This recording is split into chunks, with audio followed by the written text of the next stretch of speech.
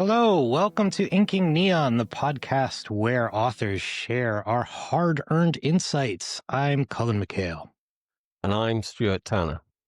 And I'm Nicholas Atwater. Today we have our first ever guest with us here, and we're delighted to introduce Nicholas Atwater. Nicholas Atwater writes swashbuckling adventures infused with wit, camaraderie, and delightful mischief. I first met Nicholas on the LARP scene, where he ran by far the best written LARPs I've ever played in. And I've played in a lot of LARPs. He packs his books full of the kind of diverse, original, playful, compelling characters you'd expect from an extremely premium LARP, where every character is played by a person, so everyone has a person's personality. The characters really are diverse and interesting and unique in the way that only really good writers can achieve. Imagine the Three Musketeers, but with a crew of lovable found family misfits like on Firefly, as told by Terry Pratchett. And if you can picture that, then you're in the ballpark of Nicholas's book, Echoes of the Imperium. It is a steampunk swashbuckling adventure featuring a goblin captain of his own ship, and lots of hijinks. So we're delighted to have you with us, Nicholas. And I thought we could maybe start with just a reading from your book. Absolutely. And thank you so much for the very generous introduction. All right. Well, I'll see what I can do and get us started here. I guess I should say, in addition to writing sci-fi and adventures, Nicholas is also a very talented voice actor who has voiced the audiobook of Echoes of the Imperium, and you can find that wherever you get your audiobooks. But we're not going to, I don't mean to put you on the spot. There's a big difference between voicing 45, I mean, I was just talking about how many characters there are in this book. There's a big difference between voicing 45 characters in a sound studio and doing it essentially live for a podcast. You mean there's a difference between recording live for television and on stage? Yeah. All right. Well, I could certainly get us started with, a scene that contains no less than 3 characters and 3 accents. But this is very much at the beginning of the book, just after Captain William Blair has agreed to take on a somewhat shady deal under suspicious circumstances, but the pockets are empty, the crew needs feeding, and the job seems pretty short and straightforward. So why not say yes? So he and 2 of his crew have just left this meeting and are heading on back to their ship, the Iron Rose.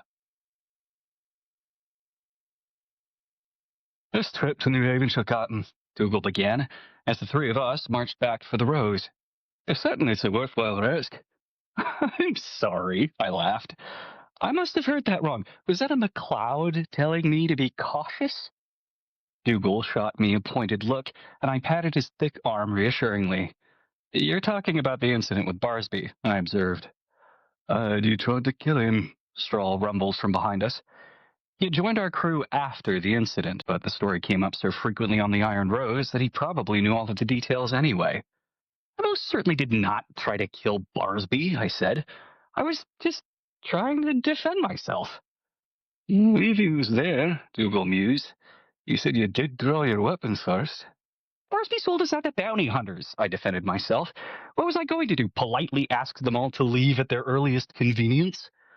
Whole incident caused quite the ruckus over in New Havens here, didn't it? Strahl asked dryly. I suppose the burned warehouse might have upset someone, Dougal said with a laugh. Strahl's face remained stony. And Barsby lost an eye, he said. I seem to remember that part. Dougal made a whistling sound, drove a finger towards one eye, and squished it against his eyelid. We always had it coming, he said conspiratorially. It was a ricochet and an accident, I said emphatically. I sent Barsby a lovely eye patch as an apology.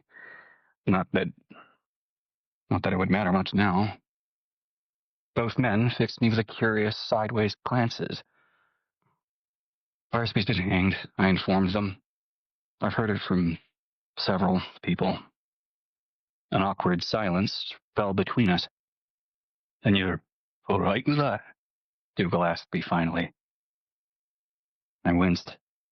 As infuriating and duplicitous as our sometimes ally Barsby had been, part of me did feel uncomfortable with the knowledge that he was dead.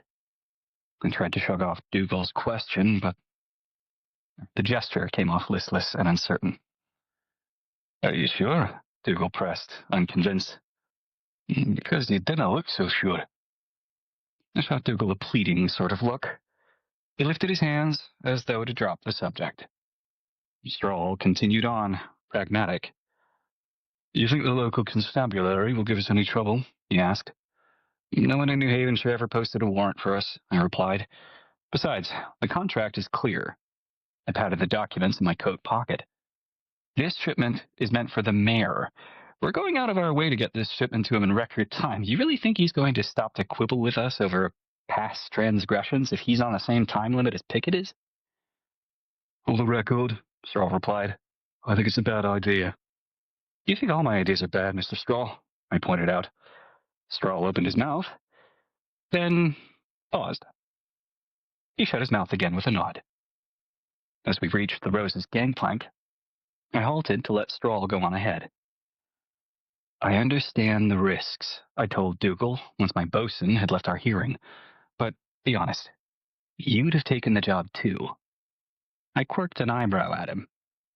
Dougal pursed his lips. You wear your heart on your sleeve, lad, he said, instead of answering the implied question. Again, I reminded him, I learned from the best. Dougal tried not to smile, and failed miserably. Well then, he said leadingly, guess you'd be witty, too, and handsome, I suppose. I didn't learn any of that from you, I joked. Dougal chuckled and shook his head. He took to the plank, leaving me behind to stare up at my ship. My ship. I never got tired of saying those words. Once the Iron Rose had served the Imperium, but on the day she became mine, I had traded in her black square sails for white ones. The Rose's thick hull was made of solid oak. Though it had become chipped and scarred over the years, its unique creaking sound made it feel like home. A series of beautiful carved roses wove their way up the prow of the ship, echoed in etchings upon the railings. As a third-rate ship of the line, the Rose was smaller than the first and second rates, but though she packed less of a punch than her betters, she made up for that with her lovely legs. I'd had to save up quite a bit of money to refit the ship's drives, but I'd never had any cause to regret the expense. And while she'd certainly never be a dreadnought, we had at least improved her armaments from those of 30 years ago, when she'd first rolled off the line. The gun deck bristled with cannons heavy enough to handle most modern vessels, and our turrets were enough to dissuade any particularly daring outflyers from getting too close to the deck. Of course, very few outflyers ever actually made it within firing range of the Rose. Dougal MacLeod was a madcap veteran pilot of the Northern clans. In all of my years with him, I'd never seen him outclassed. Dougal's own vessel remained tucked away against the Rose's hull, suspended over the several thousand-foot drop of Shackleton's Skyland Pier. It was a gull-winged outflyer barely older than the Rose itself, proudly draped in aging Coalition colors. Imperial ships and Coalition colors shouldn't have mixed so well. But somehow, we'd all made it work. And there we go. Nice. Nice. Quite a treat. Thank you. Have you read it? Yeah. Yeah, I love that. Bring it to life like that. Brilliant.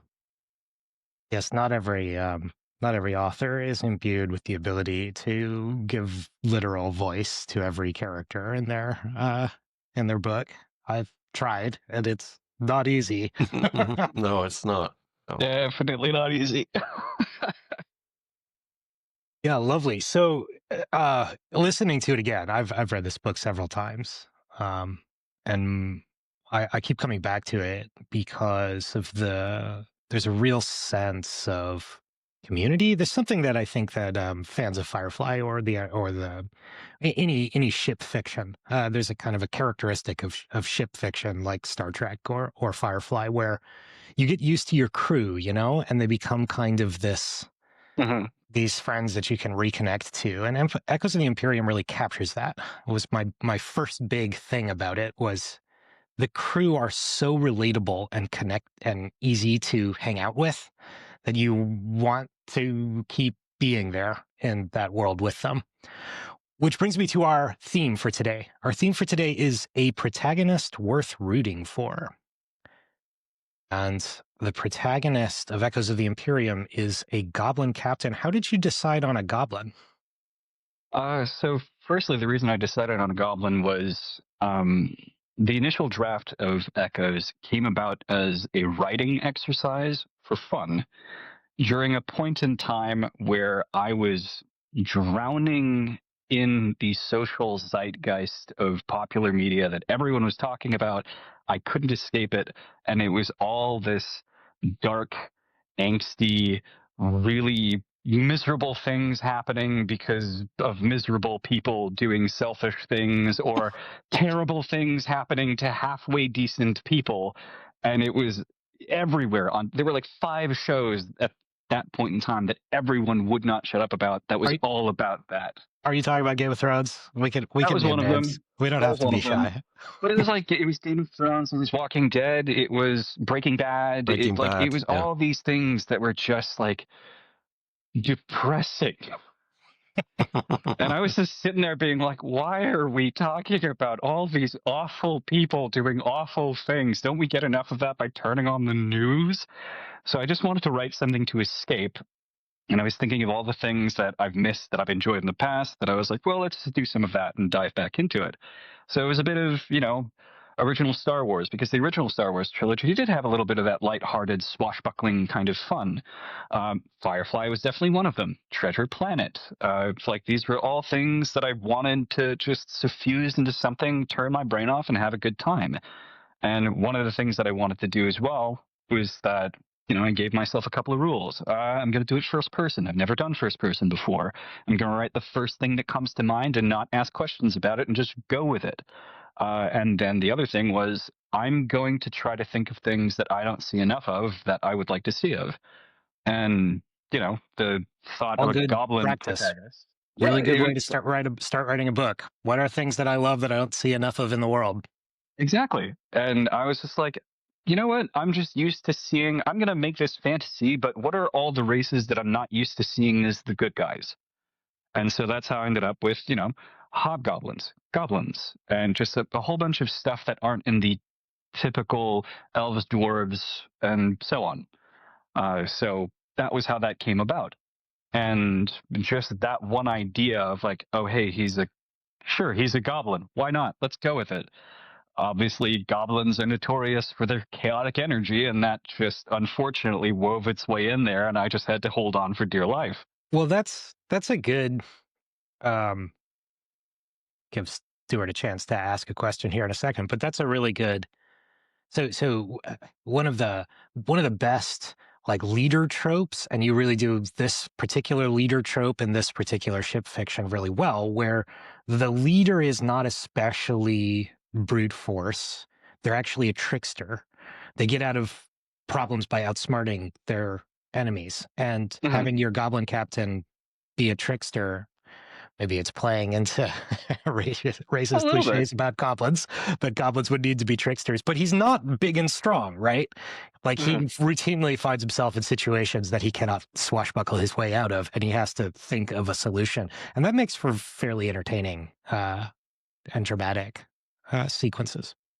Well, the fun thing with that is that was my wife and co-author Olivia Atwater of Half a Soul and Regency Fairy Tale fame. We both had writing rules about Captain William Blair. Mine was he's going to be our leading man, but he's not going to have any of those toxic, masculine, macho pitfall tropes that we're used to seeing. And hers was he cannot solve it through brute force alone. He can fight, obviously, but he's not going to get through everything through just beating it up. And so that led to forcing us to think smarter instead of fighting harder. And so it brought about other qualities of him that allow him, like you said, to succeed, whether it's his tricksiness, his creativity, or the loyalty of his crew and the people who have brute force, who happen to be on his side. Or sort of on his side. There's a For the lot moment. of there's a lot of space in this particular book for characters who are nominal allies, who are potentially temporary allies, or could maybe be an ally and are going to need further development if you're going to turn them into an ally. A process which really brings out a lot of different character types and challenges and behaviors and motivations. It's a good way A for a fun first tension. person character to have to dig into someone that they're near, is asking whether you can turn them to your side or not. Yeah. Stuart, do you Yeah. So one of the features, that I found really engaging was something that Colin, you highlighted as well, is the ensemble of characters, the characters that are surrounding the principal protagonist in a way, and so uh, beautifully drawn and realized, and it's exceptionally easy to sort of feel as though one's in their company, and sort of the way that you read it was a perfect demonstration of that. The interactions between them are really kind of engaging, and you have an exceptional sort of balance between the characterization, each character's realization of their dialogue, how they look, what they do. And actually, it's quite a few characters. So to handle that many characters is not the easiest thing to do, and still sort of have them be very real and present and playing their role. But I thought that, you sort of really handled that exceptionally well. And I'm not sure how you achieved it, to be honest. So that's my question. How did you manage to do that? Because Um, I'm not sure that I certainly haven't managed to do that. Uh, I think that I sense that it's a lot of work actually, to get to a point where you have fine tuned the balance for that, where the plot moves forward, the big scenes and the battles are extremely well executed and very easy to follow, see, and be engaged with, and very compelling, and yet involving a number of different characters doing different things as well. So stage managing all that is like, it's a lot, to realize that, and to pull it off so slickly in a way. So do you have any thoughts on that? Because it was I thought that was a really notable thing for me. my secret is that I'm actually two authors in a trench coat. This book is an ensemble effort because it's not just me. I've brought certain things to the table when it came to writing these drafts, and Olivia is blessed with a gift and years of experience of being able to prune things down to a cutting razor's edge. So the reason this book is so polished as it is chiefly because of her. I'm absolutely offering that at her feet. She is incredible at being able to manage that. Um, so the fact that it is so streamlined, pared down, easily readable and understandable, that is all hers, because I happen to share a lot of traits with Captain William Blair, and I'm just blah, blah, blah, blah, blah, a million words a minute. Now, the things that I did bring to the table was a lot of the uh, raw ideas. I've spent over half my life at this point being a game master, either behind a dungeon master screen at the table or running at a LARP with 50 to 60 people, where I'm either playing the villain or managing something. And anyone who's played any tabletop game or run a tabletop game, especially, you can say that the good ones, worth their salt, have plenty of experience of having to come up with memorable characters on the fly.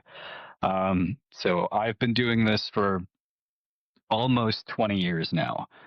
So I have a lot of experience at just winging some characters or thinking up things that feel right, that are evocative. I do have a flair for the dramatic, and I do have an appreciation for the rule of cool and evocative imagery. So those are definitely things that I brought in there. Some of the situations that came about, the humor.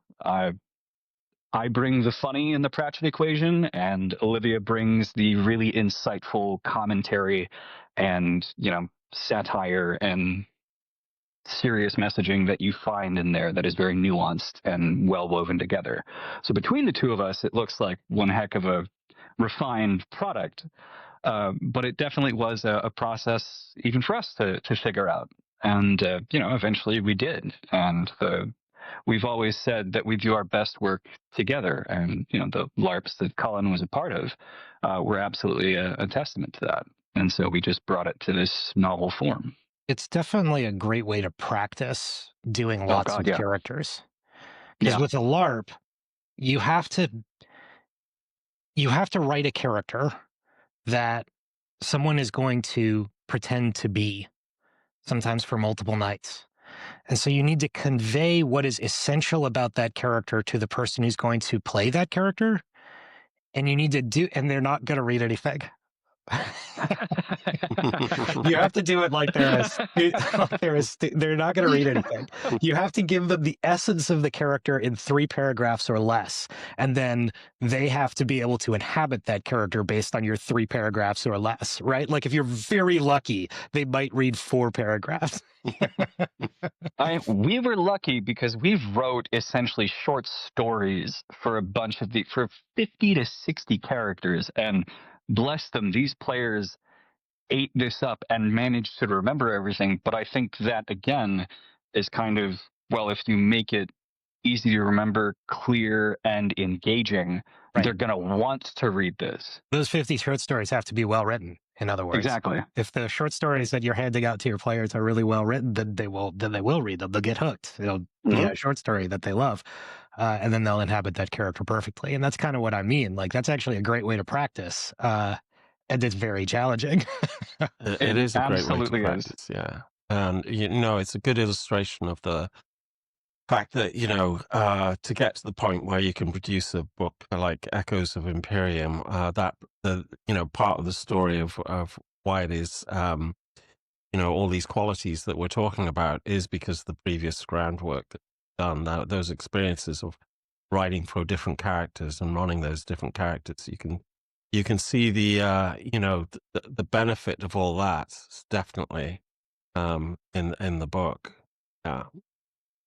Yeah, for sure. I mean, it's very visible. You wanted to talk a little bit about main characters and about I want to give you a chance to kind of get up on your soapbox and tell us about what's on your mind. This is the podcast, after all, where authors talk about their hardest earned insights. So you wanted to talk about protagonists worth rooting for, and I'm going to phrase the question this way. Why do you feel that you need to talk about protagonists that are worth rooting for to start with? So it was one of the things about Echoes that, frankly, and the short story, the novella, that's short story, air quotes, the not so short novella, A Matter of Execution, that's a prequel to Echoes of the Imperium. The consistent thing I saw was that people liked Will, and I wasn't expecting it, because I'm so used to seeing in so many novels, so many stories, TV shows, whatever the narrative, where the main character tends to be the least interesting person.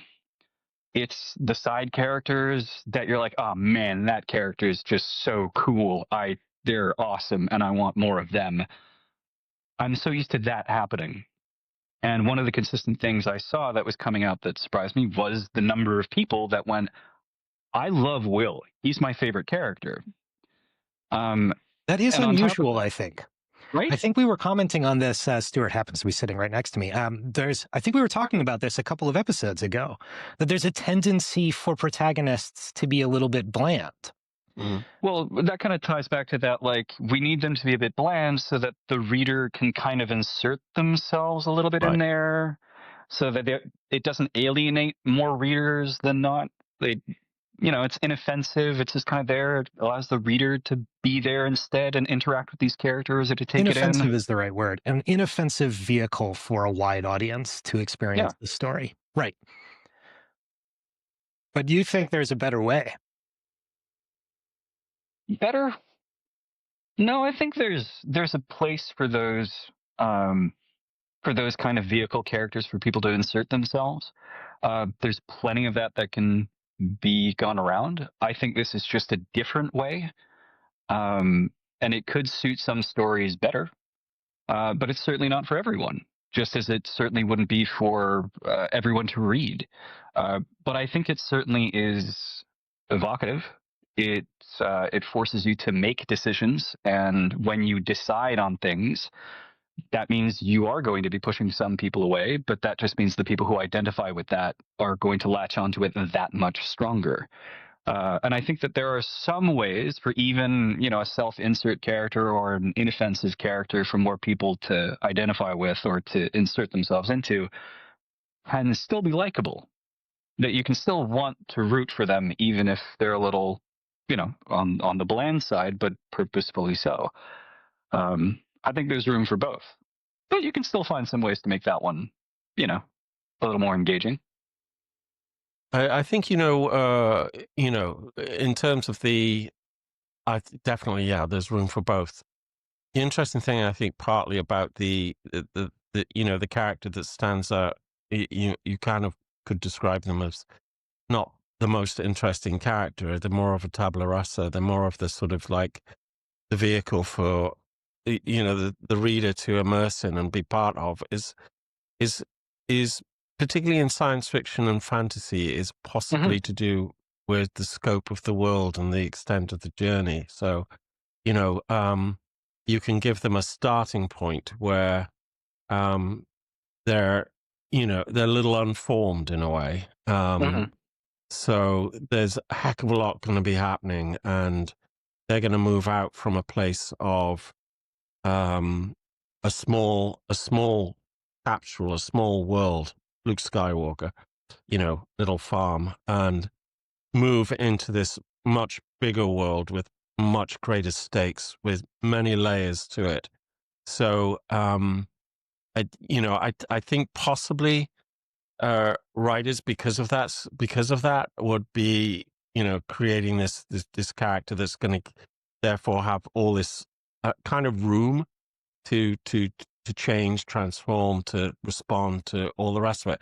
But having said that, I mean, if I think of something like The Expanse and Holden, I mean, he's like, he's got his particular thing about, yeah, sure, he's one of those characters that's sort of like um, given a simple mission, and then that mission morphs into being the center of this massive kind of, political and war and solar system wide uh, situation and contact with aliens and so on. Bit like the model that I used actually, but nonetheless, he has quite a sort of this firm position of I'm going to treat the world like a normal human being who likes the truth and the values of truth and speaking truth, and he refuses to play the political game. And so, that firm position actually is creates a lot of interest in that character, who then that is matched up against everything that is thrown at them. I do like that scenario where you look, you have a character where you kind of, in terms of the character that you're rooting for, where they starting off from a position where that a great deal is going to come their way, and they have to find their way through it. Yeah. I can maybe try to summarize that. Are you saying that one strategy for making a protagonist, making the audience root for a protagonist, is to give them a strong ethical basis, because we want to root for the person who is optimistically ethical in the face of whatever is coming their way. Well, you mentioned we were talking about Game of Thrones and Breaking Bad and something. I'm going to share something about Breaking Bad because it's sort of slightly in the direction of why the Nicholas was talking about the appeal of Echoes of the Imperium, and I recognize that Breaking Bad is a really great series and all the rest of it. But there was a point at which the the protagonist allows fairly early on in this in one series the girlfriend of his partner, who's like creating drugs, to die in front of his eyes when he could have saved her, and she basically fades away, and he lets that happen. And to me, that destroyed the inner tension and moral compass of that character, because where do you go from there? And this, what's interesting is I think of it like as a yin and yang sort of symbol, where in the darkness there's light, and in the light there's darkness, and there's a kind of dynamic process pulling the protagonist one way or the other and everything. And we when you break that sort of tension and ethical dimension to the point where they have simply committed the irredeemable sort of act, as it were, I think you lose a lot of the interest. So my question there is the breaking bad? Hey, Yeah. You're not allowed back. Thank you very much. But so the thing with that is it does bring up one of the things about Protagonist that is important, and it was something that Olivia actually pointed out in terms of just writing for clarity. I find it also applies to a protagonist, and it's something called reader bandwidth, or whichever medium. If you're a member of the audience, it's the amount of bandwidth that you have to process the story going on in front of you.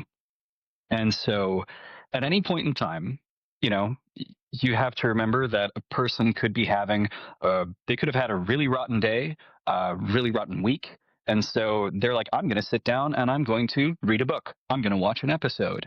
I'm going to watch this character do something. I'm going to read this. And they start doing so. And then at that point, okay, well, you're already taxing them because they have to read your story. They have to understand everything that's going on. So the more editing that your story needed, or the more refinement your prose needed, the more you're taxing your reader to just understand what's going on. And then on top of that, you've also got the emotional bandwidth that this person has to use to process what is happening. Did something bad happen? Did the main character do something bad? Because once you start adding those things on top of that, there could come a point where that reader all of a sudden is like, and I'm done. Whether it's because of a bad day or because, reading the story, following this character's journey, it's already been piling stones this entire time. And the more you're adding to it and not taking away, there's going to come a point where that could break and you lose a reader. In education, we think of it in terms of cognitive resource. It is. And I really think that storytelling and education are deeply interconnected. When you're telling a story, you're essentially educating an audience about a fantasy world and about ideas that you have. You have to walk them by hand through the same set of things that you would if you were introducing a new an infant to the world. So there's a lot of education. Here's all the characters I'm introducing you. Here's all the things that just happened in the scene. Right. Here's all this information about the setting that I gave you last chapter or this chapter. Here's all of this. And there's just only so much that one brain can do at one time.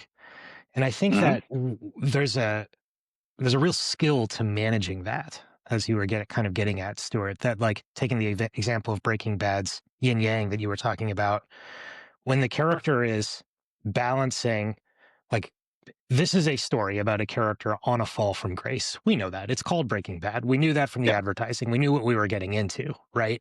But the idea is that we want to root for this guy. And if at some point he makes decisions that just go completely beyond our expectation of what a protagonist should be willing to do, like if he becomes completely genuinely unethical, that's a big ask. And some people might be still willing to go along, but other people are going to put it down because that's a big request of them to be like, okay, yeah, I guess I'm going to go along even further than I thought I was. Nicholas, in your book is not a grand tragedy about a protagonist that is on a collapsing road to self-destruction, but there is quite a lot about redemption versus versus doing evil versus seeking redemption. And basically every important character in the book is struggling with their violent past and violent present and potentially violent future, in a very realistic way. And it's very much a through line in the story to make it be a question in every scene, whether they will seek redemption or not, and whether it should be offered or not.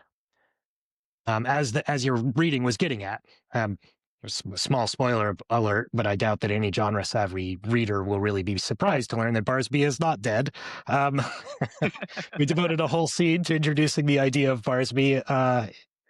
He ain't dead. Womp womp. And his complicated relationship with the crew is just one of many complicated relationships with the crew. So your book very much balances on this question of redemption versus this ethical, what Stuart would call the ethos of the characters. And I wonder if you did that intentionally, or if I'm kind of curious. I'd like to hear your manifesto about how to write a character protagonist that is worth rooting for, because I do think that ethical element is a factor. But how would you phrase it? Well, the manifesto begins with there will be times when the struggle seems impossible. Now we're quoting. For those who don't know, now we're quoting from Andor.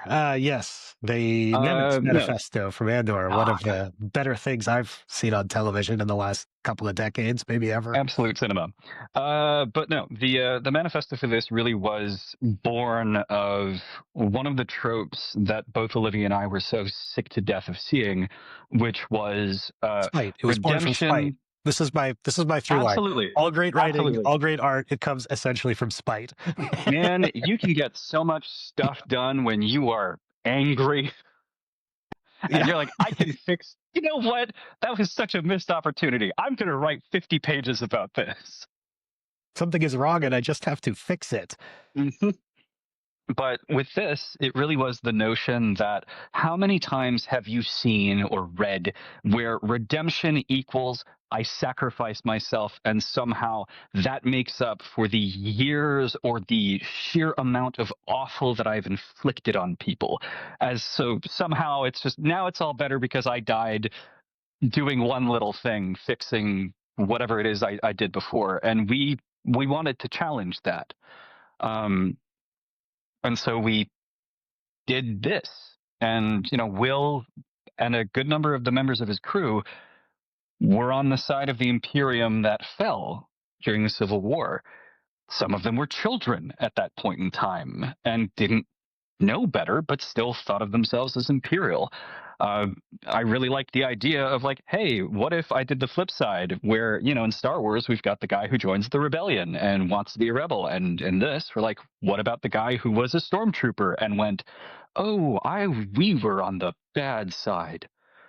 So they've had to then live with that knowledge, regret, and everyone around them who spared them going, we know what you did. we know which side you were on, and having to live with that. What does that mean? How do you make up for that? And he's got members of the crew that were part of that rebellion side, the coalition. And this ship is all about, let's put the past behind us and try to find some way to live in this new world that was broken by the war. Let's just try. And that means some degree of, if not forgiveness, then a willing ignorance of whoever you were to make room for who you are in this moment. And that is not a passive state That in is this book. no. Like, that's not something that they just decided on and they all work with. They are struggling throughout the book to accept what people, new revelations about what people did in the past or have done in the present, and to make that an active practice. I think that's a really interesting way to make the character relatable. Yeah. Well, it's a way to, make a character have to put their money where their mouth is. If they believe this, and they have to practice what they preach, and then it's also challenged of like, well, guess what? We're going to tell you what that person on your crew did. Are you still comfortable having them around after knowing this? There's a difference between, going la la la la la la la la la la, Big difference between forgiving something that and you then didn't knowing. that you didn't know the details of. So that provides tension. That provides a great moral quandary and just juicy storytelling. So Yeah, I mean, I also very much like the sort of the decision process, the active protagonist. They don't have to start that way. They can actually start off in a sort of fairly passive state in a way, because they get jump started by a change of circumstance or whatever it is. A pet peeve of mine is where a protagonist is passive for too long. yes. And they become just subject to the forces without around them, and I find it unbearably frustrating if that goes on and on and on, and I'm like shouting, do something, say something, express something, I don't know, Have get yourself an opinion. going. Yeah, like, choose something. for Christ's sake, I mean, let's get underway here. So I mean, it's okay, one of the things. like the start, but yeah, another interesting thing there is like, particularly in the world that you're creating is like, is I think one of the things that, is a key aspect of a character in terms of rooting for a character is the mission or the evolution of the mission. So that it's like, can be survival to begin with, but then, it can be like, a pursuit of redemption in a certain kind of way also. But there's also a sort of evolution that occurs as we get more and more familiar with the world and events unfold and so on. Would you, what would your response be to say, like, talking about that in terms of Echoes of the Imperium? In terms of just like the evolution of the kind of scope. Yeah, of the mission, It's again something that I've kind of figured out, for example, through tabletop gaming. Characters in books are a lot like player characters around the table because it can be very difficult to get them to do the things you want them to do. Especially when there's a lot of them. Especially when there's a lot of them. But there are ways to go ahead and feed that plot out to them, to leave that breadcrumb trail so that it slowly expands outwards until they see the full scope. If you just hit them over the head from the very beginning with like, and now you have to save the world, you can be a bit much, especially for a reader, because then there's all this tsunami of information and weight that comes crashing down on them that they have to swallow in all at once. With this, it really is just kind of piecemeal. You get them to acclimatize to something, the characters, the setting, and you slowly unfold it until they're comfortable enough, and you bring out the plot a little further every time. It starts off with, here's the crew. We're going for a meeting for a job. Great. We take the job. We start to do the job. A complication happens. We now have to fight pirates. Okay. things happen from there. Well, all right, we made it here, and now there's going to be another complication. Well, we picked up someone else because we're here. The job's done. Let's move on. Oh no, the job's not done, but now we picked up a passenger. Great. Passenger Yeah. turns out to be a lot more than we bargained for. Damn it. And so Yeah. like you just kind of evolve it from there. In that way, it was just you open it up a little bit more, a little bit more, a little bit more, because it gives time for things that have happened to settle in and to breathe. And I know that this book is very action packed. So I have had some folks go ahead and say like, oh well, it's like, God, there's always something happening and there's no time to settle in. But you know, it's in the action genre, so it's I make no apologies for that. Huh. But you do, you know, give out the information a bit by bit, and I found that way helped a lot more for people to acclimatize to the characters, the evolving setting, the evolving story, to understand the depth of some of these characters, to understand some of the complications, and then, you know, once you get to the next plot point, you're like, aha, you've done it. It's very like your approach, Stuart, in Deva's, almost that investigative thread Mhm. where you know at the beginning what the antagonist is up to and how they have cast ripples throughout the world. Antagonists in Nicholas's case. And then because it's an investigation, you also know what your investigator doesn't know. The crew of the Iron Rose are not explicitly investigators. Protagonist in Stewart's novel is an investigator, but they're uncovering as they go along, as if they were a detective. And in the case of Echoes of the Imperium, they're uncovering this plot more or less by falling into it because they're hired to Absolutely. do part of the job and then as they go deeper into this job, they just keep uncovering more and more problems. So that like investigative thread is important, but there is a potential pitfall that I want to address for any listeners, and that is you do need to know as the author in advance how the story's going to go. You write the crime, not the mystery. You write the crime, not the mystery. I don't remember who said that. There was a mystery writer, but it's a very famous piece of writing advice. Know who the antagonists are and how they are sending ripples through the world, because it is very easy to start out with the protagonist and to just introduce new weird stuff that happens to them and keep doing that forever. And you'll end up with a story like Lost that makes no sense, that is not built, that is just completely bewildering to the audience, and has no meaningful plot. It's just like random happenstance unfolding. So you do need to know in advance what's going on in the world, and then kick your characters in its direction. They'll figure it out. But both Echoes of the Imperium and to complement my co-host here, Devas, do a really good job of this, of using that investigative thread to sequentially introduce the world without overloading the reader bandwidth by info dumping or by asking too many things at the same time. That investigative process, and even in Echoes of Imperium, where it's swashbuckling all the way through, still you're just doing one thing at a time. So it might be in the midst of a big fight scene, but we're only learning one important thing at a time. This is a scene where we're learning this one new piece of information, and all the previous pieces of information are also coming into play. So the cognitive request on the audience is minimized while still ever increasing complexity. Scaffolding, as a teacher would call it.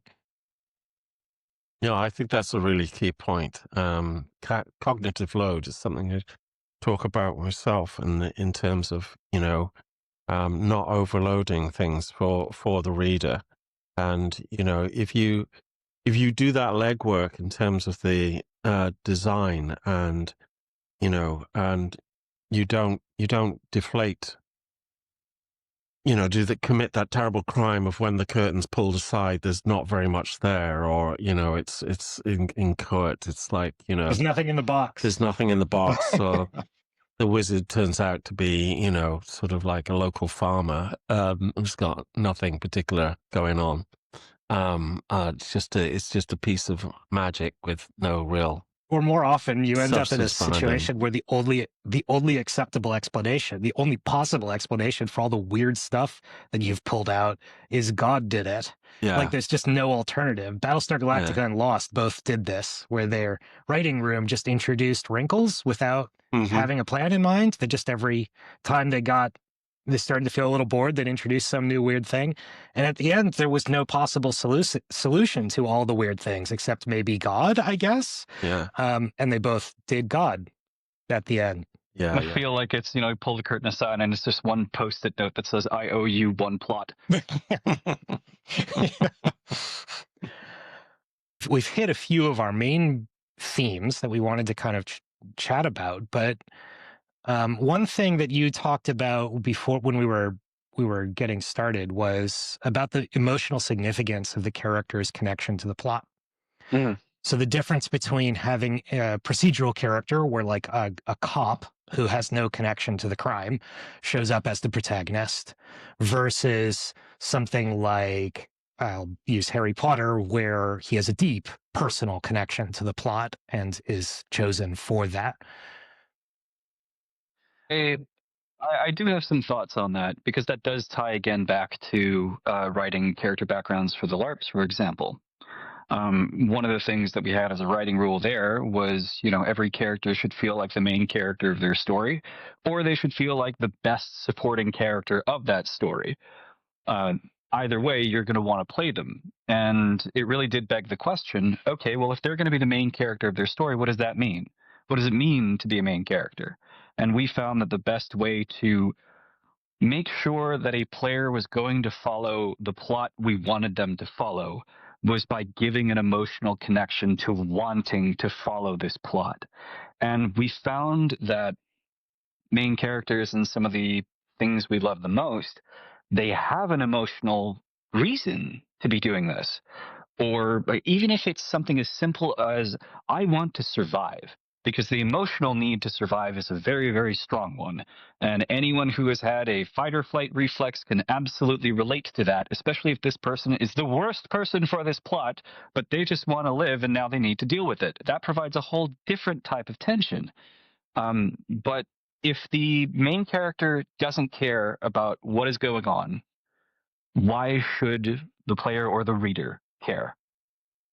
If this is just another 9 to 5 Monday, why do I want to be reading about the day where they care about nothing and everything is normal?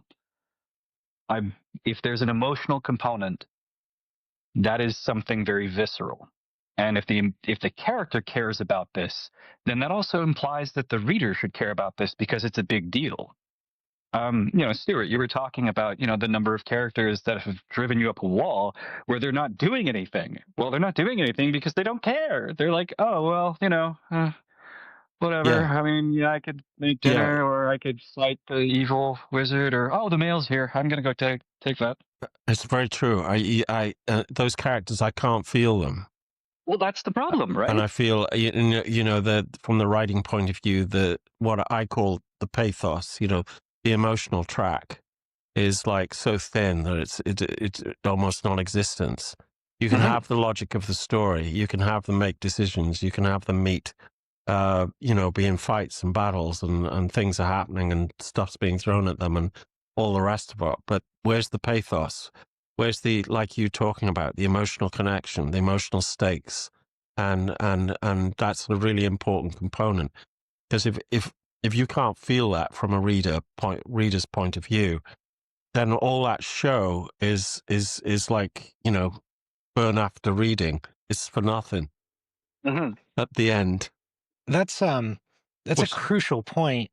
Some of that, since this is a craft podcast, some of that comes down to, we've talked about how getting a character, getting the audience invested in a character, sometimes it comes down to jeopardy, putting things at risk that the audience feels they don't want to lose. But that's not the whole story. Sometimes it's also just what the character really cares about. Absolutely. And showing the character really care about it. So, for example, you could have a terrible battle scene that a character absolutely does not care about the outcome of. And in fact, actually, you do in Echoes of the Imperium. They sail past the whole battle. It's happening over there. It's probably very bad for a lot of people. People are really worked up about it, but they just fly right on by. Like, nope. Been there, done that. Yeah, that's a nope from us. That's bad. We should avoid that. That's what we're going to do. Okay. Great inversion of that trope, actually. Now that I think about it. But the other side of getting people to care about, so if you were doing that particularly because it becomes relevant later, but it also illustrates the wider world. But if you wanted to make people care about that big distant battle, what would you need to do? Well, I mean, with Will, it'd be very simple. It'd be maybe he knows someone in that city. Maybe a crew member has family over there and he cares about his crew and therefore, by extension, is going to be like, well, I now need to make a decision. Do we swing by to maybe try to save their family? Or do we keep going?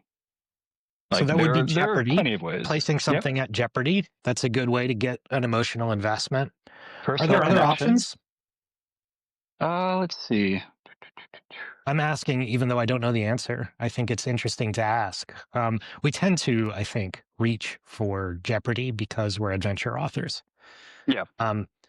Another way to make them care about distant events. I did kind of load the scales there because I was talking about a battle. So if you're talking about a battle and you want people to care about the battle, then jeopardy is obviously going to be the way to do it. But maybe it's not a battle. Maybe it's something else. Maybe it's some other kind of contest or some other place where the outcome is uncertain. How do you get people to care? You can put something at risk, or it could be ideological. You could see an ideological risk. Maybe it's all has to do with risk. Maybe it has to do with sympathy. Stakes. Yeah. Yeah. And also in terms of the mission, you may discover that battle over there or the thing that you're not connected with sort of has a hidden connection. So you don't always, and that's the beauty of like design for writing, and so that it's not symmetry. It has to be organic and it has to sort of feel real. So sometimes you're in a battle that you shouldn't be, and you're not in a battle where you should have been, and you only find out later in both occasions. But that's okay. So you can sail on by that battle, but actually something really crucial happened there that you should have been there for, but you didn't know it. Or you could get involved in a battle that was the wrong one, and it cost you dearly, but it completely wasn't the one you should have been in. It was something was happening somewhere else. Well, So that does remind me of it's one bit halfway through the book where Will is like, well, I'm going to go and ruin Barsby's day. Ha, sucker. And so he goes there and he's like, ha, ha, ha, I'm going to do it. This is going to be great. And he's there with his crew. And then someone comes in and is like, what are you doing here? I'm just messing with this guy. And he finds out I'm so in the wrong place at the wrong time because this guy is meeting someone else, and this is bad. It's so relatable. It's so great. I love it. That's another option. So it enjoy could be it. risk, but it could also be spite. It could be that something is at jeopardy, but it could also just be that you're real mad. But again, emotional connection. You know what? Right. To hell Spite with is that emotion. guy. Yeah, absolutely. And then you're like, oh, maybe I should have taken the high road. I have only myself to blame. I'm the problem. It's me. Yeah, as is love and sympathy and Absolutely. it might be that something is at risk, but it may not be that something is physically at risk. It could also just be that your relationship is at risk and you need to take action in order to reinforce that relationship or to form a new relationship. Whether that's something physical, an object, a place. It could be a relationship, like you said. It could be some form of status. It could be some form of power, be it political, financial, or otherwise. It could be any number of things, but that tension is what makes it interesting. And that emotional component of wanting to do something because of X makes it feel that much more important. Well, we're coming to the end of our hour, Nicholas and Stuart, so let's see if we can summarize our thoughts so far. On the topic of a protagonist worth rooting for, what would we advise to other authors as we pursue the goal of a protagonist? We've made a distinction between protagonists that are sort of generic vehicles for a broader audience. I would argue that there's no such thing as a universal audience. Every protagonist is going to appeal to a slice of your audience. That slice has historically been the gravelly voiced, two swords, wolf eyes, long white hair crowd, cliches which apply to a vast number of protagonists across many different adventure books. But that is not the only vehicle. There are other slices. So if you're going to make your protagonist really relatable, I think one of the key points we've talked about is identifying your audience, identifying who you want it to be relatable to, and addressing their quality. Definitely. The emotional component for a main character to have some kind of investment in what is happening. Therefore, there can be some idea of risk, something to care about as a reader, something that's conveyed that is worth caring about because the main character cares about it. And if something good happens, something bad happens, then you, the reader, will feel something. There will be a reaction with the main character. Care about characters who care about things. Yeah, I think that's that's you have to be able to feel the character and feel where they are. I think on the feeling level, that's true. It doesn't matter so much on terms of the mission. I mean, the mission can progress, fall apart, change. I like to think of the character in a way as sort of they're running along, and it's like a platform game. And just as they're about to get to the end of the plank, it falls away, but they just about manage to land on the next plank. Or they just about manage to grab the rope before the acid bath swings under them and stuff. And sometimes they choose the wrong direction. It goes horribly wrong and they get delayed and it all gets messed up and they make mistakes. And there's a cost to that. But somehow, in some way, they kind of crawl back up and they progress in the platform game. And in the many different ways that they can get lost along the way. And because it has to, because we're, because it's fiction, but reflecting life where we kind of make those errors ourselves. We don't get to, restart the game. We don't get to respawn or, well, I messed up that relationship. Let's go back to day one and try it again, sort of thing. So it's got to have that sort of feeling of the space, the gaps, the mistakes, the sort of the terrible errors, the costliness of it all, the mess sometimes. But the author underneath it the protagonist is not in control. We don't want them to always be in control. In fact, very often they're not in control. They're trying to play catch up all the way through, or a lot of the time, and putting the pieces together as they go along. I think that makes for a sort of compelling journey as a reader. And sometimes the consequences need to be felt. Yeah, right, exactly. Yeah, I think that's maybe a key component. But the writer is a different story. The writer is got the design. They're on the design level, which is a different thing. That brings it. Okay, so I'm going to try to summarize this in the pithy plaque on your wall level. So, relatable protagonist embodies a particular character that is got uniqueness and quirks that are interesting and to some degree desirable. They care about something that you want to see happen. They are up to something that you want to observe. Absolutely. You want to see what they're going to do. Whatever it is they want to see happen, you want to see that thing happen too. Otherwise, you wouldn't want to watch anymore. And that relates to an ethical position that for a protagonist to be really relatable, they need to be up to something you want to see happen. And that often has an ethical component. And if you become convinced that they're not going to pursue the thing that you want to see happen, you're probably going to stop watching them. So there's an ethical element to a relatable protagonist. Last but not least, you wanted to talk about relatable protagonists because so many protagonists were not relatable because they're just so sad. There's a certain element of relatability to being sad and grim and making terrible decisions and being mean to other people. But I think highly relatable is having a sense of humor and pursuit of, and I mean, I don't know about everyone else, but for me, no matter how dark things get, I'm going to make a little joke about it. Little jokey jokes going in there. Look, black humor, gallows humor, that's a thing, man. That's how we cope. Yeah. Oh, God, we're going to die. All right. Well, with that, Nicholas, why don't you let them know about you've got 2 books, one of which is available for free.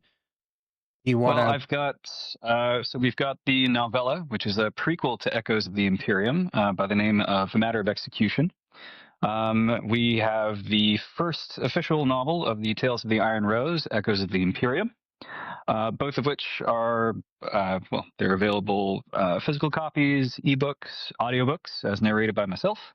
There's also a free short story called The Good, the Bad, and the Goblin that have to do about the very incident that was mentioned in the little reading I did earlier today about that initial meeting with Barsby and the Bounty Hunters.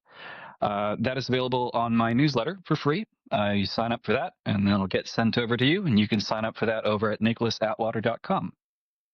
At nicholasatwater.com and sign up for the email newsletter, and you can get a free copy of The Good, the Bad, and the Goblin. And I will put in my stamp of approval on all of these. They're great fun stories. Really coming from a good place.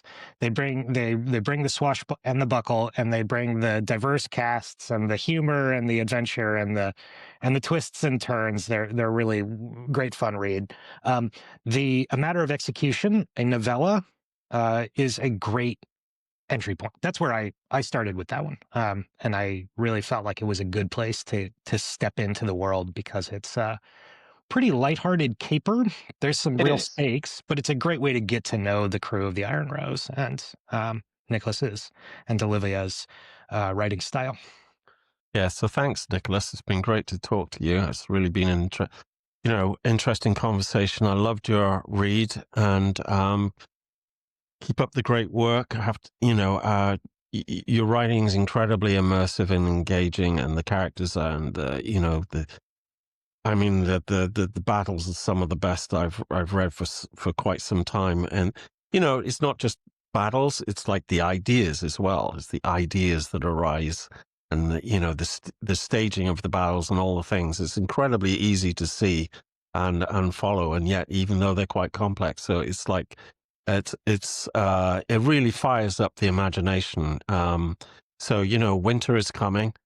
And it's time to stoke the coals of that imagination. So I thoroughly recommend Echoes of the Imperium for that too. Also, I will say winter's already here, my friend, because we've got a good 15 centimeters of snow here in Montreal. Really? So we're well ahead of you. But thank you very much for the kind words. It's very much appreciated. Lovely time and wonderful chat.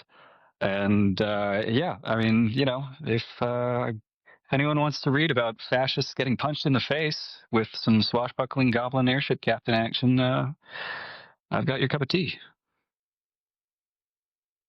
Cheers, everyone. Thanks for your company. Cheers. Good night for now.